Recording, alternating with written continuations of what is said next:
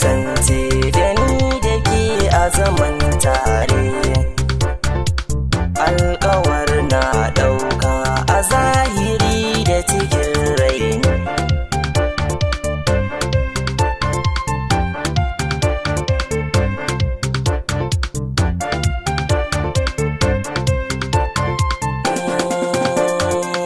Sallama ne a farko ina fara gane ɗauke da koko.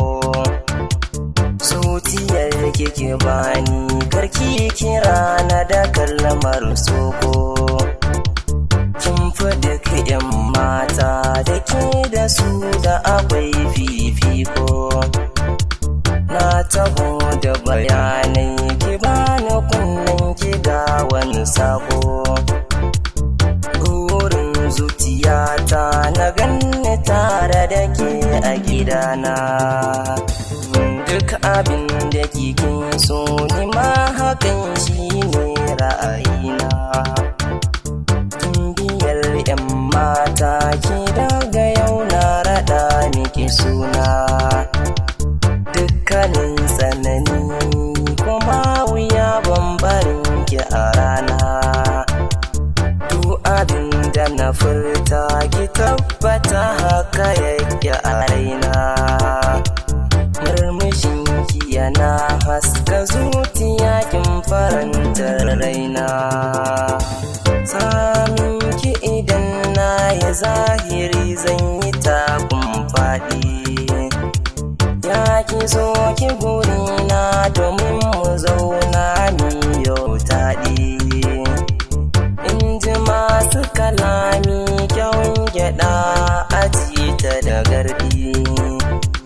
Kin zaman toni na zama ke ni dai a ganina. Kunnuwan ki toshe ki kyala duk zantukan maƙiyanki. Tasirin faɗa miki korar zuma sai dai da hayaki. Ya da batun su ki zo garantin da na zama naki. Kin naɗa mini sarki da tambari har da makakaki. Duk abin da kike so ni zan miki ba na ce miki naki. Shawarar da na baki ki mai da hankalin ki a kaina. Kaunar ki nake yi don haka ma babu mai mini birki. Fuskar ki farati zinariya so ki so mai sanki. Zamani ya sauya matan gari sun fi son mai mulki. Mai gudun soyayya na tabbata zai yi aikin barna. Sanki ya shiga raina alƙawari na so mun kula. Jirgin soyayya ki zo ki hau sama umshilla. Kyautar suna miki ki ban tukwici ki ce madalla. Zallar soyayya nake miki har ma da farilla. Ni awwal ɗan Umar ina ƙaunar ki hakika.